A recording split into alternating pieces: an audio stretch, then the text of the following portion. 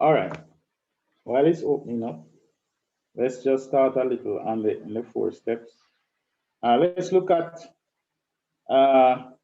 unhelpful conditions should be changed.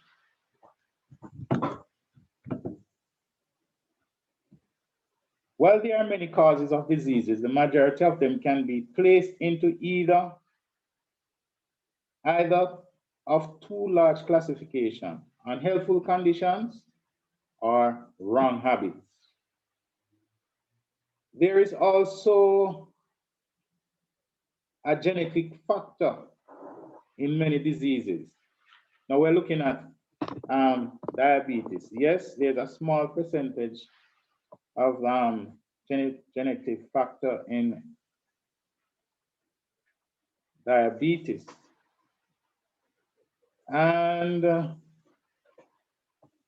so for neither the sick nor the medical missionary worker can change anyone's genetic makeup. We can't change that. So God requires us to focus on which we do have control of. So we have no control over genetic factor. So you leave that alone. Now, unhelpful conditions are evils that exist in our environment. This does not refer directly to the personal habits. Sorry, this does not refer directly to the personal habits of the sick. Unhelpful conditions could be indoor or outdoor air pollution, such as fungus on the walls, right? The coldness of the room, the temperature of the room, pollen, dust. These are environmental factors. Or polluted drinking water and bathing water. It could be the presence of malarial mosquito or poisonous chemicals in the garden soil. It could be extremely stressful work environment or an unhappy marriage at home. These are unhelpful conditions. Sometimes what I have to do is actually take individuals out of the marital home for a while for them to experience healing. All right. In some cases, improving unhelpful conditions may involve getting other people to change, or the sick have to leave the unhelpful environment altogether. So, unhelpful conditions should be changed. And wrong habits corrected. Now, disease never comes without a cause, inspiration says. The way is prepared and disease is invited by the disregard of the laws of health. So when you get sick, it doesn't happen by chance. It never happens without a cause. There is a cause. And when we neglect the laws of health or disregard the laws of health, over a period of time, disease will set in. So many suffer in consequence of the transgression of their parents. They should avoid the wrong habits of their parents, and by correct living, place themselves in better condition. So you want to avoid the unhelpful habits of your parents. Eating a lot of fried foods, eating and drinking, eating late, and eating a lot of processed and refined foods. We grow up on that, we're socialized like that, and we tend to cook like how mommy did or how daddy did. And or after a while, we end up having the same type of disease they had. So you'll find out that a particular family will have diabetes, another family will have high blood pressure, another family a certain type of cancer, another family obesity or trouble with overweight. All right. So all these wrong habits must be corrected. The greater number, however, suffer because of their own wrong course of action. They disregard the principles of health by their habits of eating, drinking, dressing, and working. And may I repeat this? They disregard the principles of health by their habits of eating, drinking, dressing, and working. And a lot of us don't place emphasis on what we call dress reform. But the way we dress has a lot to do with our health status. And that's a whole topic by itself. Improper dressing can cause a lot of diseases, prolapses of the womb, arthritis, asthma, sinusitis, and many other diseases can be caused by improper dressing. So all the extremities should be covered. The clothing shouldn't be tight. Your skin should be able to breathe when you have it on. And when you lift up your hands, your clothing should flow. And the garments, especially the lower garments like the skirt or your pants, they should not be heavy because this will cause a burden on the lower organs. And over a period of time, they can be weakened. So there are so many things we could look at when it comes on to dress reform. So correcting wrong habits has to do with the personal health practices of the sick person. Um, Wrong habits refers to the individual habits of proper breathing, minutes spent in the sunshine, the amount of water the person drinks, and the frequency of taking hot and cold baths. And this is very, very important. Hydrotherapy. So you don't wait until you're sick to use hot and cold bath. You use this every now and again. Now, these steps relates closely to the lifestyle laws of health, abstemiousness, rest, exercise, proper diet, the use of water, and trust in divine power, right thinking. Your thoughts have a lot to do with your health status too. So if you read this chapter in the book Ministry of Healing, um, Mind the Cure, it is very, very important when you are treating, assisting those who are sick. Always sit down with them and read this chapter with them prayerfully. Um, your mind, your way of thinking can also affect your health status. Rest, exercise, proper diet, closely linked to the um, lifestyle laws of health. Deeds of kindness also, proper dress, etc. In identifying wrong habits, the medical missionary worker might ask, are they eating the right food at the right time? Is this person having indigestion, acid reflux that we call heartburn? Are they lying down immediately after a meal? Do they eat and drink that will cause fermentation of the food, which will lead to indigestion? You're going to ask all these questions. So a consultation must be done first with any individual before you try to assist in alleviating the cause. You must do a consultation. And there should be a course, there should be, a course should be taught on how to do consultation. This is very, very important. Um, are they getting sufficient exercise? These are the questions you ask. Exercise in the morning, in the open air? Are they getting sufficient refreshing rest? You find out what time they go to bed.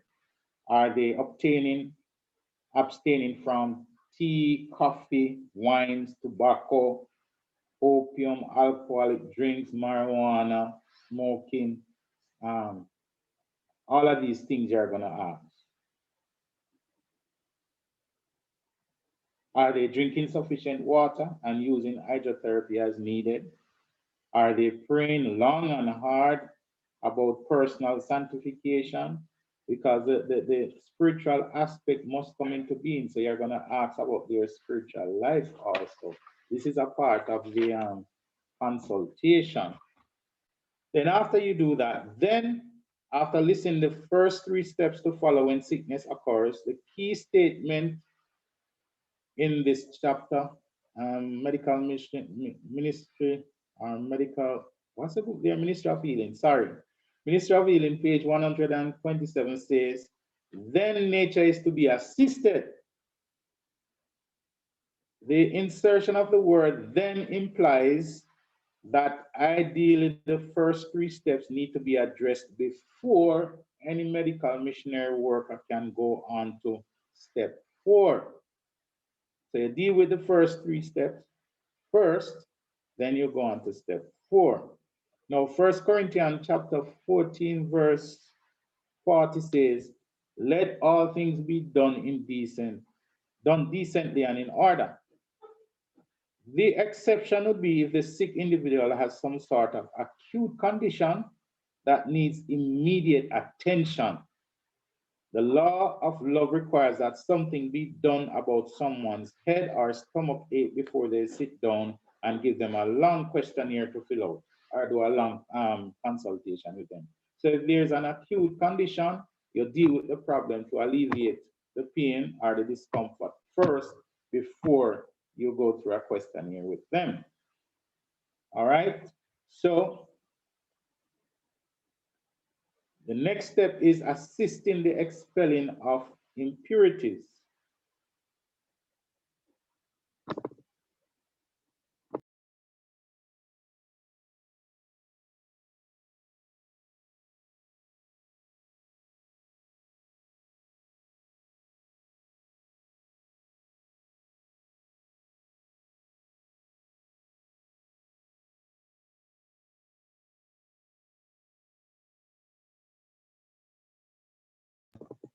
All right.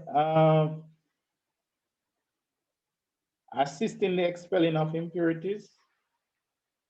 If the sick person's illness is a chronic condition and they are not in some immediate crisis, then the medical missionary worker now can sit down with them and cover steps through the 3 steps 1 through to 3 and make an appointment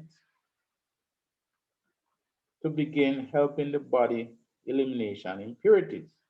In many instances, instructions can be given and the sick can go home and treat themselves.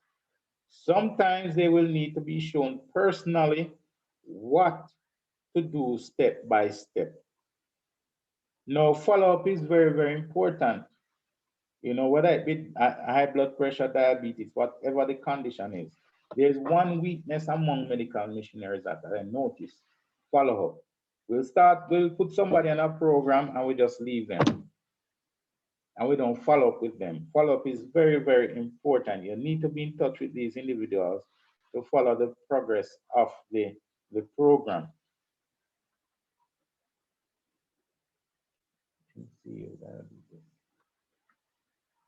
So, in many instances, sometimes they will need to be shown personally, as I said before. So the general blueprint will be to follow some of the suggestions and given, and especially on the organs of elimination. You're going to go through a simple anatomy and physiology with them. For example, we're talking about diabetes. You want to talk about the pancreas and how the pancreas secretes insulin and the importance of insulin and all of that, and certain things that can block the secretion of insulin in the body to prevent it from going into the cells to control the blood sugar. So you go through that in a simple way with them, all right? And then you helping to reestablish right condition in the system. Reestablishing right condition in the system refers to a long list of conditions which are necessary for optimal health. It covers correct posture in standing and sitting to relieve cramped internal organs. It includes the toning up of flaccid muscles and the stretching of tight ones so that the body is strong and supple for all its responsibilities. It refers to the maintaining the proper climate of intestinal flora and within the colon. For example, if you do a colon cleanse, make sure that you replace the normal flora by using probiotics or yogurt or some other form to replace the normal flora. And then, but most of it refers to the maintaining the proper climate of intestinal flora. Once the good bacteria is replaced, the person's body will normalize. All right. Now, but most of it, most of all the in the presence of sickness, it refers to the normal activities Excuse me, Doc. I which the said body 4 minutes. engages when combating illness. Now, the rational treatment of disease requires, first of all, the removal of the Dr. causes. And Reeves? that's what we're going to deal with now. Removal of the causes. I still having a problem that my laptop um, not picking up. Some persons are saying that the audio is very low. I don't know if you could probably speak up This, or do something. I this don't one, know.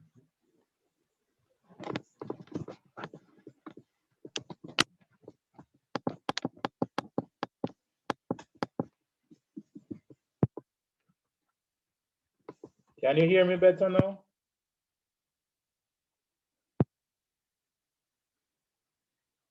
Hello? Yes, a little bit. If you could just speak up a little louder. I don't know. I'm not sure what is the problem. Yes, but it's a little bit better. Okay.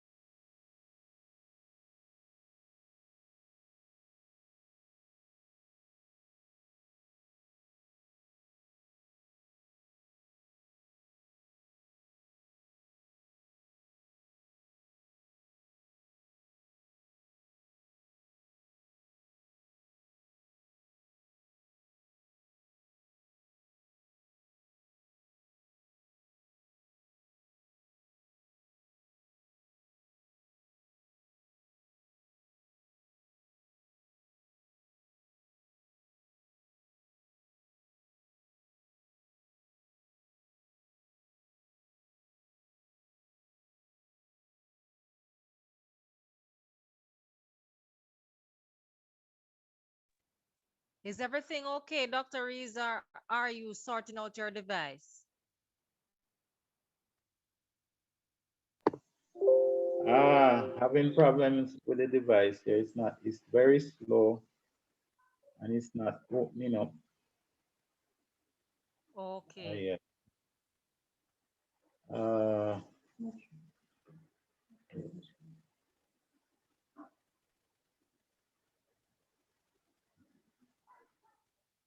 Okay, you are about to go into the 8 week reversal plan.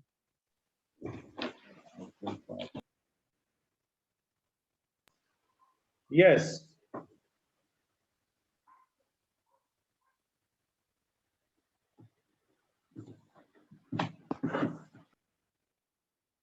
Well, we understand how these things happen from time to time. So we pray that they will come back on in a little while. So we're just asking the persons on the platform to be a little bit patient.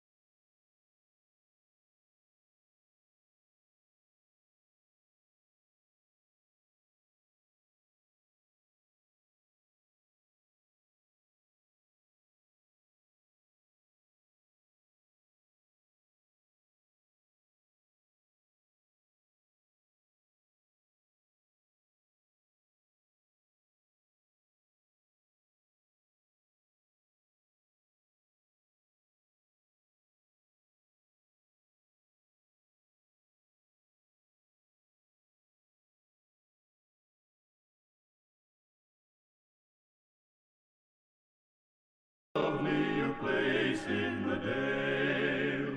No spot is so dear to my childhood as the little brown church in the vale. Oh, come, come, come, come, come to the church in the wildwood. Oh, come to the church in the dale. No spot is so dear to my childhood as the little brown church in the vale. Ding dong dong, ding dong dong. How sweet on a clear Sabbath morning to list to the clear ringing bell. Its tones so sweetly are calling. Oh, come to the church in the vale.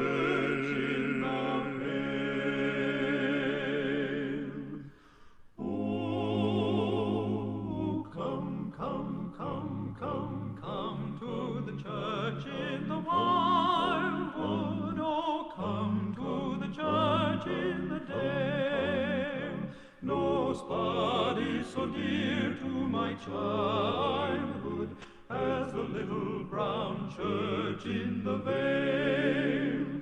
Oh, come, come, come, come, come to the church in the wildwood. Oh, come to the church in the dale. No spot is so dear to my childhood as the little brown church in the vale. As the little brown church in the vale.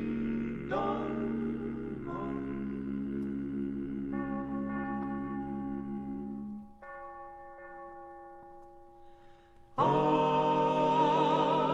been listening all the night long, been listening all the day, I've been listening all the night long to hear some sinner pray. I've been listening all the night long, been listening all the day, I've been listening all the night long to hear some sinner pray. Go read the 5th of Matthew and read the chapter through. It is the guide to Christians and tells them what to do.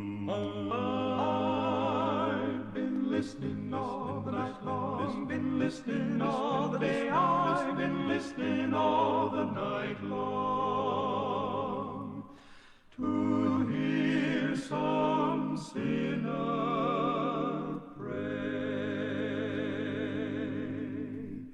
Some say if we keep asking, he'll take our sins away. So I keep on listening to hear some sinner pray. I've been listening all the night long, been listening all the day. All right. Okay, Okay. Doc is having some technical Are you hearing problem. me now? So just bear Can with you him. hear me? Pray. Yes, we're hearing you. Go ahead, Doc. Okay.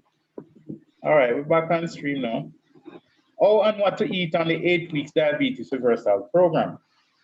All right, first step, you have to go on a total plant-based diet. Now, animal-based diet is too high in protein, all right? And diabetics have a problem in metabolizing high protein diet. And they also have a problem in metabolizing fat.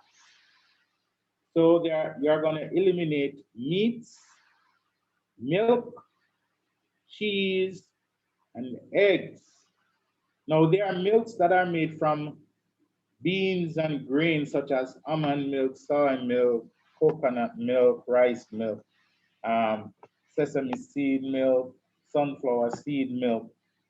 These can be used in place of cow's milk, and these are more healthy, especially for diabetics.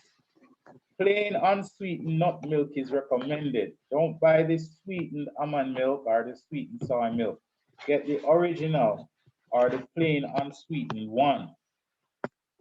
And next, you're gonna eat breakfast like a king, lunch like a prince, and supper like a pauper. So you're gonna eat 50 to 60% of all your daily calories at breakfast.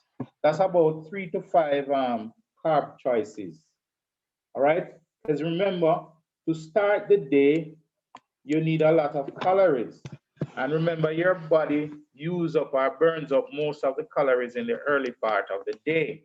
So it's best you have your heaviest meal in first thing in the morning. Or your breakfast should be the heaviest meal of the day. Then you're gonna eat 30 to 40% of your calories at lunch. That's 3 to 5 carb choices. Example, vegetable lentil stew, a mixed green vegetable salad, or some fruits, or whole wheat roti stuffed with chickpeas stew, sliced sweet peppers and cucumbers, onions, sprouts, and celery stick. And with the celery stick, now you can have make a sunflower seed mayonnaise with this, and you dip it in the sunflower seed mayonnaise, the celery stick, and eat this. And this is very delicious, especially for people that have high blood pressure and diabetes. Now, use your imagination, and the choices will become endless. So you're going to turn your kitchen into a lab, a laboratory. You're going to run your experiment on recipes and come up with some wonderful, delicious um, recipes that your family, you yourself and your family will enjoy. And now for supper, you eat 10% or less of your calories at supper. So that's the lightest meal of the day. That's about 0 to 3 carb choices. Example, stir fry vegetables, a vegetable soup, a green leafy salad with lemon juice sprinkled on it, or a fruit salad. If you can avoid supper altogether, that's probably the best choice. If you should have supper, ensure you have it before 5 o'clock in the afternoon or even before sunset. All right? Eat a healthy breakfast and lunch with no snacking in between. Yes, for diabetics, you don't need to have snacks or candies in your bag. It depends on the type of food that you eat. Now, if you have light meals that digest really quick, you're gonna get hungry really quick. And so there'll be need for you to snack.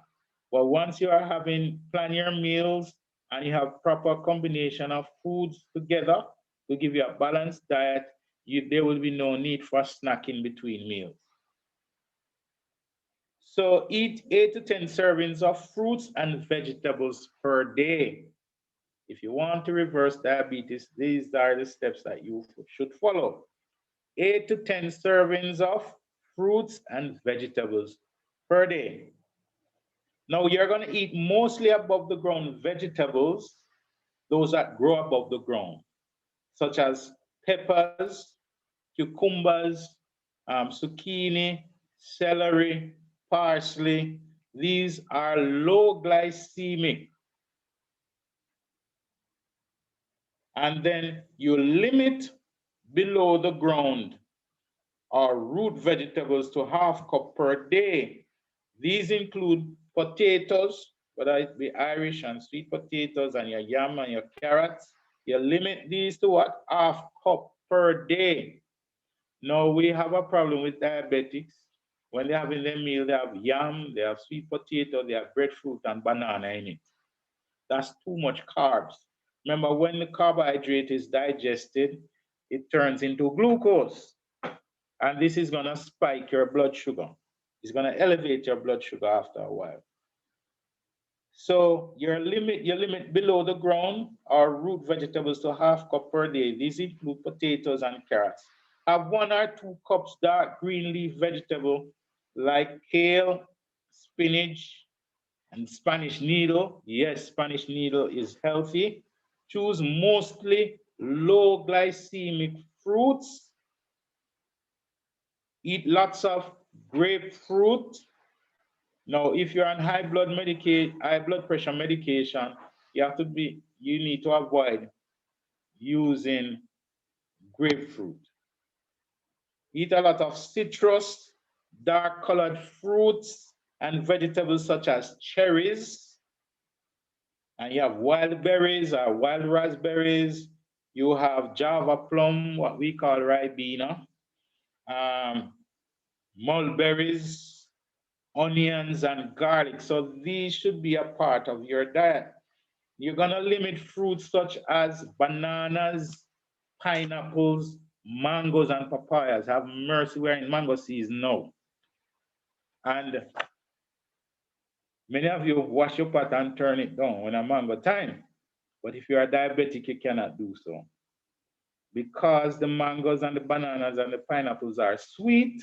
And if you eat too much mango, in fact, if you're a diabetic, like a Julie mango or East Indian mango, you just need to eat one side of it. So you could have one jar of the mango and have it. Not a whole Julie, not a whole East Indian. Or you sit down under the tree because you have it at your home and you sit down and eat a dozen or two. No, that can send you into a diabetic coma. So papaya as well as melons. There are some very sweet melons you want to limit or avoid these because they have higher glycemic index and will raise your blood sugar rapidly. Don't drink fruit juices. Eat the fruits instead. Eat the whole fruit instead with the fiber. And you limit vegetable juices made from root vegetables such as beetroot and carrot. You limit the intake of those because remember they are sweet, and if you have too much, it will spike your blood sugar level. And you want to also limit root vegetables and those that contain high levels of sodium. Now, another thing on this program you want to incorporate is eat 2 servings of beans every day. You can try black beans, soybeans, which includes tofu products, kidney beans, cowpeas, lentils. Include half cup of beans at breakfast and lunch daily. So this is a daily routine. Be creative. Experiment in your kitchen. So you can do roast, lentil roast. You can make roast with other beans like chickpeas and stuff. You can do a veggie ball with your beans or a burger. All right. Don't let it always be lentils stew, lentils stew. Your life will become boring after a while, and then you lose your appetite. Eat 6 servings of whole grain daily. Grains that are not grounded are best. So if you have, like said, the refined processed whole wheat flour, this is not the best. You need the coarser ones. For breads, break your whole grain bread instead of using refined flour. Use your whole grain. Limit foods made from flour ground grains will raise the blood sugar rapidly. So when you use refined flour, it will raise your blood sugar rapidly. Avoid all enriched, unbleached, bromated, or other flour made from grains. Once you see enriched, bromated, or unbleached, avoid these. Eat 1 ounce of raw unsalted nuts each day. Unsalted. Don't go nuts with your servings. We must be guided by principle and we must be disciplined. Especially example, if you want a mixed nuts, if you want a serving of mixed nuts, You can have probably say 6 almonds, 5 cashew, 5 walnuts or pecans, and and if you want to use peanuts, don't go over 12 grains of peanuts. These are very versatile and can be used in many recipes. All right, so you can make your milks and your shakes with a little oats, and you can use what we call coconut milk, almond milk, or soy milk for your shake with some flaxseed and chia seed in it. And you can use half of a ripe banana as the sweetener. All right, if you want to avoid the banana completely, you can avoid it. Now, also on your daily routine, you want to eat 1 tablespoon of whole, freshly ground flaxseed daily. Now, if you take the seeds whole, they will just give you your transit time, and your body won't get the nutrients from the flaxseed. For you to get the omega-3 fatty acid, the omega-3, 6, and 9 fatty acid from the flaxseed, you need to ground the flaxseed, grind it in, into a meal. So you put this in your blender or your magic bullet or your NutriBullet without any water, and you press blend, and it will grind the seeds into a meal, and you store this in a glass jar on your fridge. Why on the fridge? Because within 3 days, the oil in the flaxseed or the chia seed will get rancid. And remember, rancid oils are carcinogenic. That means it can form cancer in your cells over a period of time. So anything, all nuts, when they are rancid, avoid them. Don't eat them. Throw them out. Now, flaxseed is an excellent source of essential omega-3 fatty acid. So you place the seeds in a dry blend and grind up flaxseed each morning, or you can do it daily if you have time, but don't do more than just do enough that will last for only 3 days. All right? Or you can do it daily in the morning and add it to your oatmeal, your cereal, or your salad. You can always sprinkle it on your rice or in your soup. All right? Now, vitamin B12 is very, very important. Now, if you have a problem assimilating B12, you may need to see your medical doctor for this. They can provide you with an injection or tablets. Now, there are some foods that are rich in B12. Um, the nodules on the roots of plants, such as peanut and beans and tomatoes, you notice some little round balls on the roots of these plants. Now, these are nitrogen fixing bacteria. Now, B12 is actually a bacteria, but the modern way of agriculture, of farming, kill these bacteria in the soil when we use like gramazone and paraquat and all these things to spray the grass. It goes in the soil and kill this bacteria. So a lot of our foods today that we get from the farmers are lacking in B12. So that's why we recommend supplementation. So it's good to have your B12 supplement. You can get it from spirulina. Spirulina has a high percentage of B12 in it. It has been tested and proven. Even here at the UTech lab, they prove that spirulina is rich in B12. And also, nutritional yeast is rich in B12. So the B12 is very, very important. Remember, B12, vitamin B's build the nervous system. And remember, diabetics, the sweet blood can damage the nerves. So you need your B12 to help keep the nerves intact. So modern industrialized agricultural method, especially or essentially sterilized soil of this lack this vital nutrient, what we call B12. Stress also depletes the body of B12. Mouthwashes such as Listerine, etc., kill B12 because remember B12 is a bacteria. So when you use mouthwash such as Listerine, it kills the B12 in the mouth. And remember, the bacteria in the mouth during the night while you sleep produces uh, bacteria in the mouth produces B12 in the night. So when you use Colgate and Listerine in the morning to brush your teeth, you actually kill that B12. So what you can do, and this is not nasty, when you wake up, remember you brush your teeth before you went to bed. All right? Drink some, put some water in your mouth, swirl it around, and swallow it. And that's your daily dosage of B12.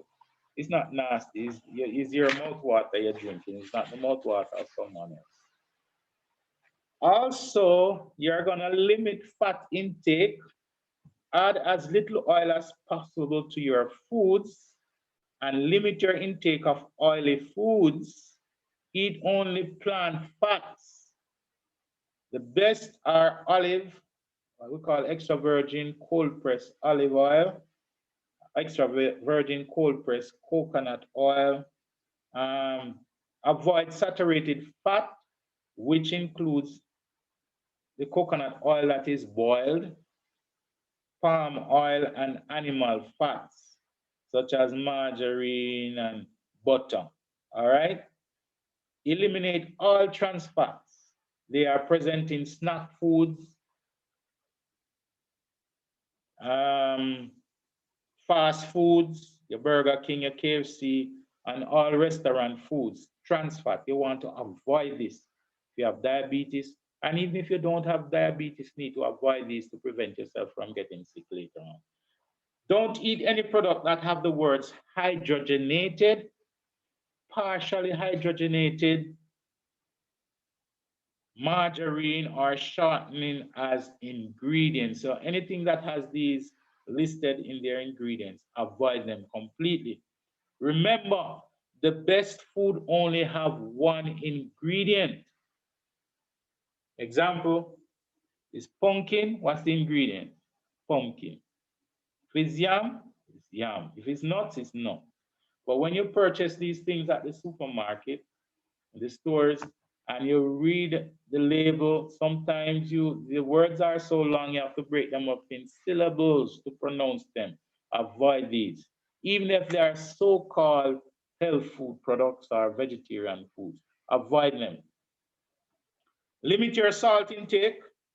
Your daily intake of salt should be about half teaspoon. That's approximately 1,000 milligrams per day. Don't use added salt at the table. So no salt shaker, no Chinese sauce, soy sauce. All of these are salty. And limit your salt intake to only half teaspoon. That's approximately 1,000 milligrams per day. Avoid foods and drinks that are sweetened. You're going to retrain your taste buds to enjoy foods that are naturally sweet without additives, preservatives, refined sugars, or artificial sweeteners. You are going to also eliminate caffeine. Caffeine can cause dehydration, affect blood sugar control, and increase blood pressure, while at the same time decreasing the body's ability to boost blood flow to the heart during physical activity. So anything with caffeine you want to abstain from completely, avoid completely, such as what? Chocolate bars, cocoa tea, Roma cocoa, all of these, Milo, Lucasade, all sodas, including ginger beer, Pepsi, all of these, Coca-Cola, all of these, you avoid them because they're high in what? Caffeine. Also, tea bag, Lipton tea, green tea. You want to avoid these because they are high in caffeine. Also, eliminate alcohol. But I'm a Seventh-day Adventist. You don't need to tell me that. A lot of Seventh-day Adventists still use alcohol, especially during the holiday season like Christmas and Easter when they are baking their cakes. They put alcohol in it. No, alcohol is high in calories and can cause dehydration and severe hypoglycemia. if you are taking diabetes medication or insulin. So if you are taking insulin or metformin or any other um, medication to control the blood sugar, and you use alcohol, you know, it will affect your your body. Water intake is also very, very important. Drink 8 to 10 glasses of water per day. And week before last, I gave you a formula for water drinking. The best way to tell if you are drinking water is to observe the color of your urine. It should be clear or pale yellow. So you're going to make a clean break from eating addictive foods. Choose to enjoy healthy, eating healthy. It's fun. As I said earlier, experiment and enjoy your meal. And your meal should be palatable and attractive. Evaluate your negligence, your cheating habits. A lot of time you cheat on yourself. Evaluate this and make your kitchen a safe place. So you're not going to buy any snack and hide it away in your bedroom or in your cupboards or in your handbag. You have one and two candies in your handbag. All right. Some people put candies in their handbag in case their blood sugar fall, they can suck on a candy. Well, that's not too bad. But if you are eating right, there is no need for you to do that.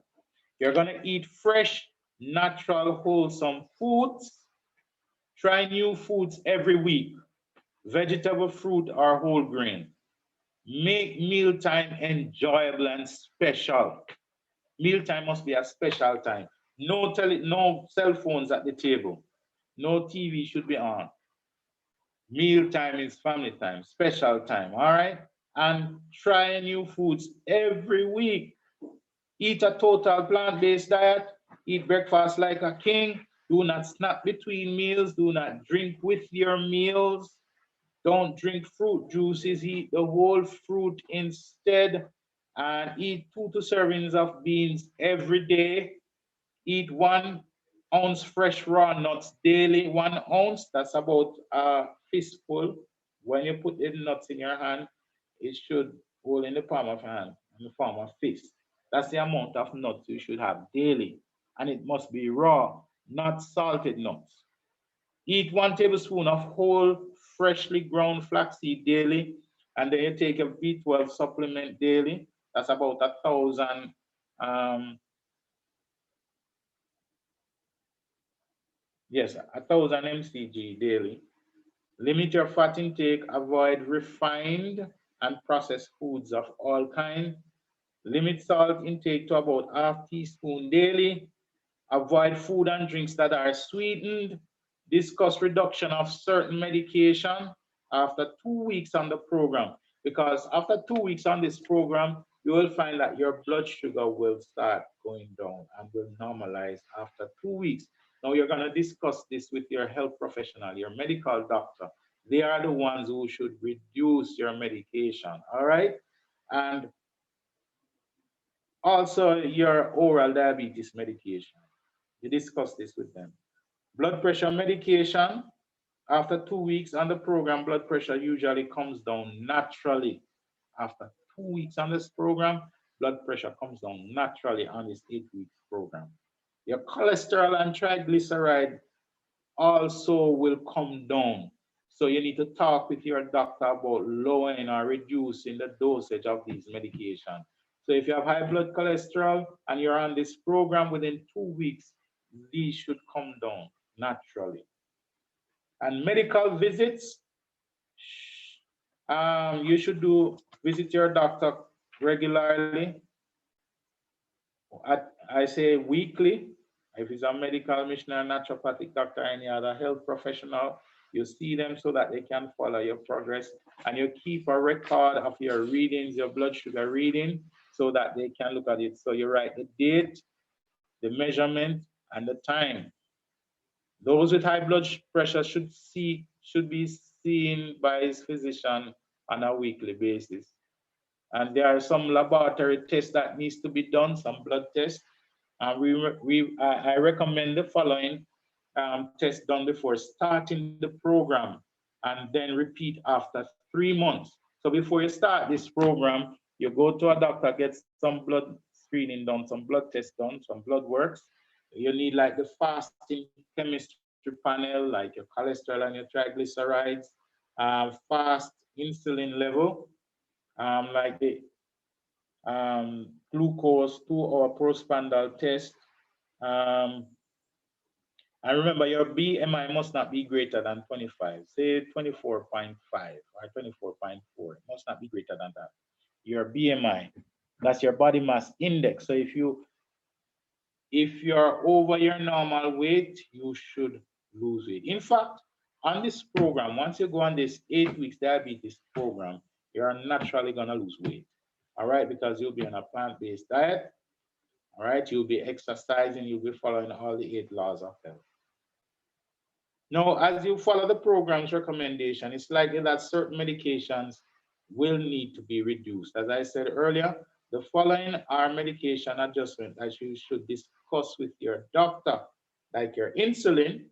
If you are taking insulin, it's likely your dosage will need to be reduced fairly quickly into the program. This should be done under physician guidance based on blood sugar test result. Your oral diabetes medication or pills such as metformin, these medications should also be reduced or eliminated, because if you're on this program and you're still taking your medication, guess what?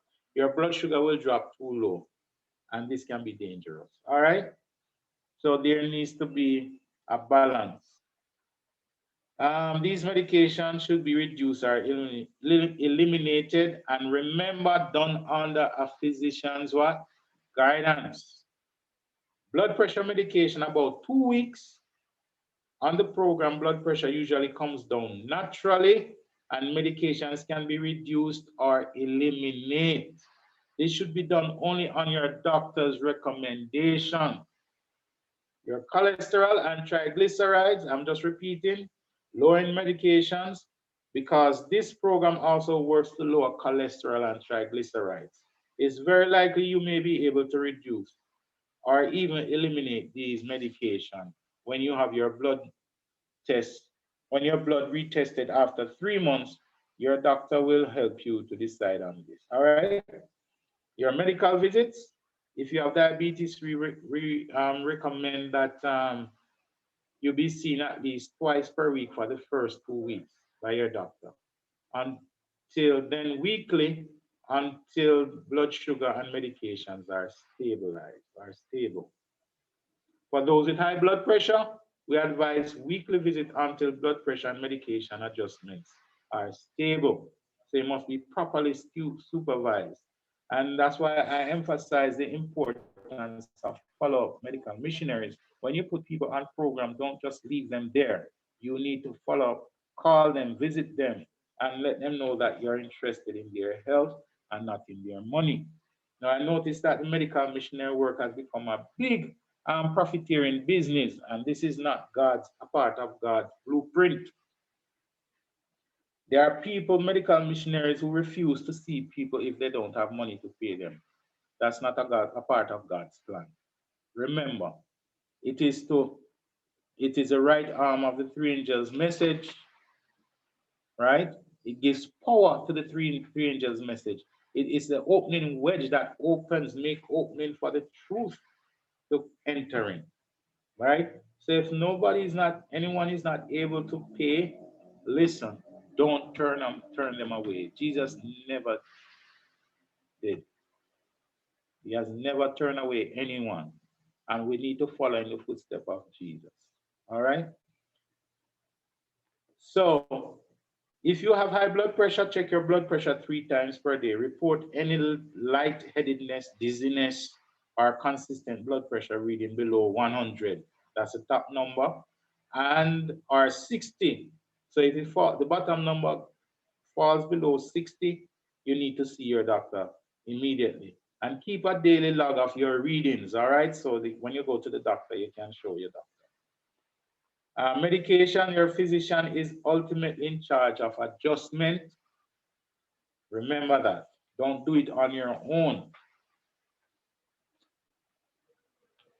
Now, let me just summarize this before I go to the glycemic index. Your attitude to the program is very, very important. Now, you're going to set specific, attainable lifestyle goals, both short and long term. You're going to identify behaviors that will allow you to achieve your goals. Then you devote resources, your time and money, because you're going to need money to buy all the fruits and vegetables. And you need to make time for this program. Now, devote resources, that's time and money, necessary to engage behaviors needed to reach your goals.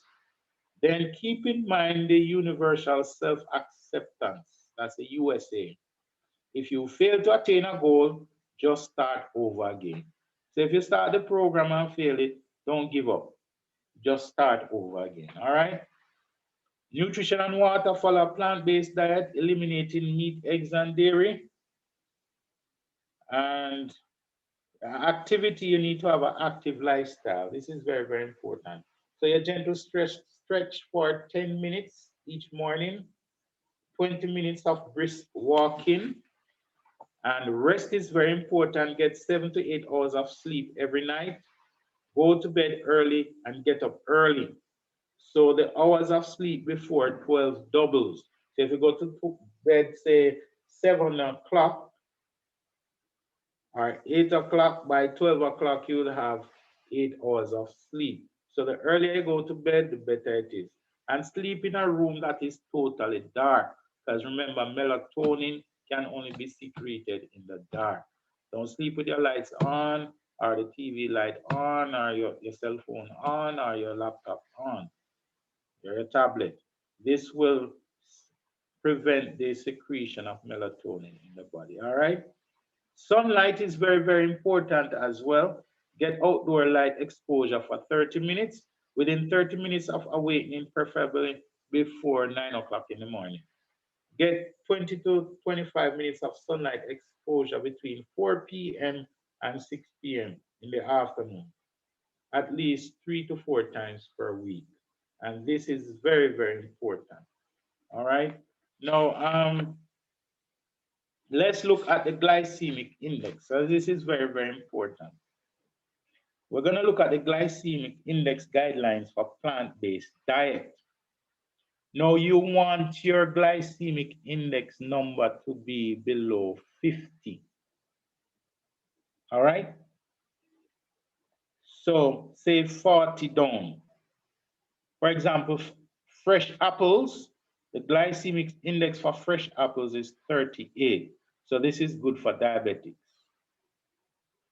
Dried apples is 29. So it would be better for a diabetic to eat dried apples than the fresh one, because the glycemic index is lower, which is 29. And that of fresh apple is what? 38. Apricots are, yeah, dried is 30. Bananas, ripe banana is 52.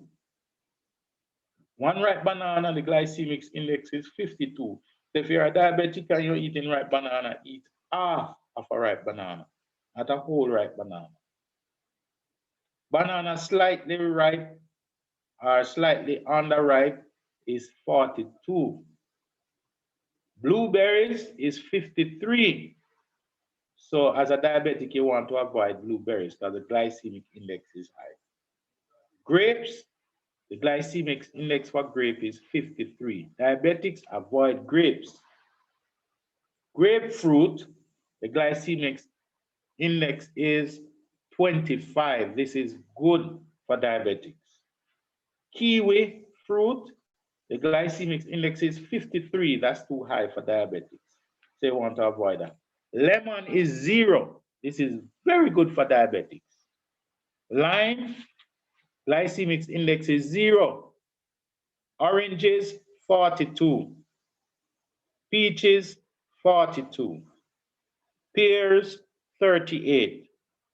Plums, 39. Raspberry, 0. This is good.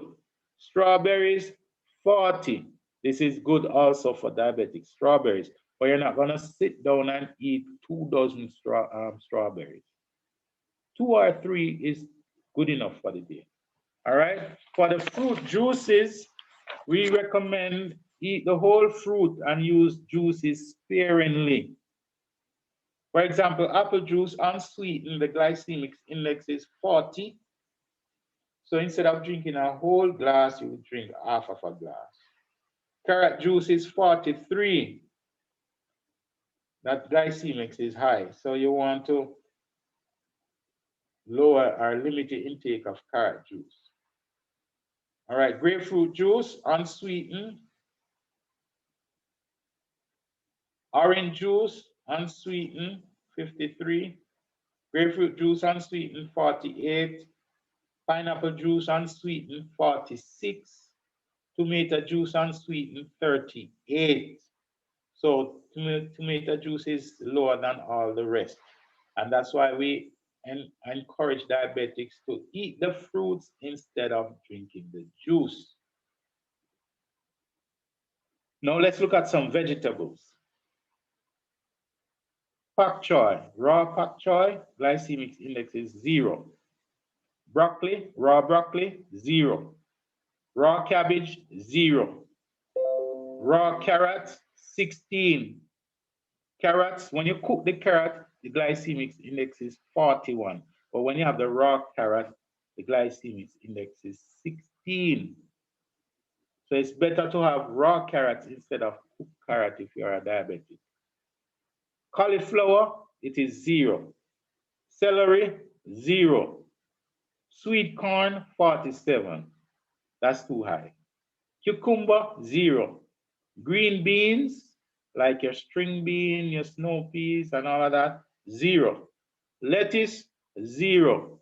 Mushrooms, 0. Onions, 0. Peas, green peas, I'm not talking about dry peas. Green peas, 48. That's high, right? Peppers, such as your bell pepper, your sweet pepper, that's 0. Radishes, 0. Spinach, 0. Squash, yellow squash, 0. Tomato, 0. Turnip, 0. Yam, 37. Zucchini, 0. So you notice most of the raw vegetables, the glycemic index is low, which is 0. And that's why you need to eat more raw foods. Now let's look at beans and bean products. With the exception of fava beans, which are high glycemic, all bean varieties are considered low glycemic. All right? And let's look at nuts and seeds and avocado, what we call pear here in Jamaica. All nuts, seeds, and avocados are considered low glycemic. I know this some of you are saying amen. Now you have to be careful with your intake of fat. So even though avocado pear is good and it's good fat, too much of it can elevate your triglyceride level and it can be which can become dangerous as high cholesterol. You can still get a stroke or a heart attack if your glycemic, your triglyceride is elevated. So you're gonna use pear in moderation when it's pear season. Use ackee in moderation because even though it's good fat, it can elevate your triglyceride level, and that can be dangerous as well. So, but because they are all high in fat and calories, we advise you limit these food to 1 ounce per day or less. 1 ounce of avocado or 1 ounce of ackee or less per day. No, you don't want to get up and eat ackee every day or avocado every day. Now, products, let's look at grains and cereals. Products made from flour will have higher glycemic indexes or indices than those made without flour. There's a cereal called All Bran on the market. The glycemic index is 34, which is good. All Bran fruit and nuts, 39. All Bran soy and fiber, 33. Barley pearl, 25. These are brands on the supermarket shelves. Barley cracked is 50, so barley glycemic index is too high. Bran buds with psyllium, Kellogg's, such as buckwheat groats, 54, that's too high. Muesli natural, 40. Muesli toasted is 43. Oat bran raw, 55, that's too high. Oat steel cut oats, 52, that's too high. Quinoa, 51, and that's too high for diabetics. Crunchy granola cereal, which is 43. You want to limit the intake of that. Rice bran, 19. Rye whole kernels, 34. Wheat crack bulgur, 48. You want to limit intake of bulgur, the crack one. Wheat whole grain kernel is 41. So the whole kernel of the wheat, it has less glycemic index than the crack bulgur or the crack wheat. The breads, you have to learn to bake your own bread, to make your own whole grain bread. Pasta and noodles, these are processed and refined, but there are some on the market which has low glycemic index, such as fettuccine, egg noodle. As diabetic, the egg, you want to avoid that, so you want to stay away from that. Um, Spaghetti white, like drum wheat, these are 44. Spaghetti whole wheat, 40, 42. Split peas, soy pasta shells, 29. That would be a better choice. Um, durum wheat, 35, which would be a better choice. Now we're going to look at dairy alternatives. Soy milk, the glycemic index for soy milk is 40. Soy milk smoothie, low fat, is 30. Soy yogurt, fruited, is 50. That would be too high. All right. So that's the guideline on how and what to eat on the 8 weeks diabetes program. If you're interested in going on this program, you can contact me. Personalized assessment has to be done, and then we personalize a protocol for you to follow. Because remember, you cannot give every diabetic a wholesale program. Everybody's body is different. Same thing with hypertensive or any other condition. And that's why you need to do a consultation before you put the person on a program. When you do the